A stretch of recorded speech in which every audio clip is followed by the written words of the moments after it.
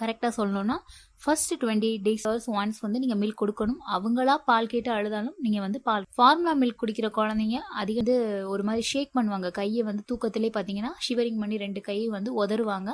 இது வந்து குழந்தையோட வளர்ச்சி நிலைகளில் ஒன்று தான். அவங்க பயந்துலாம் வந்து அந்த மாதிரி கையை ஷேக் பண்ணலாம். பிரெயின் டெவலப்மெண்ட்டில் ஒரு விஷயம்தான். ஸோ அதுக்கும் வந்து நீங்கள் ஒரி பண்ணிக்க தேவை கிடையாது.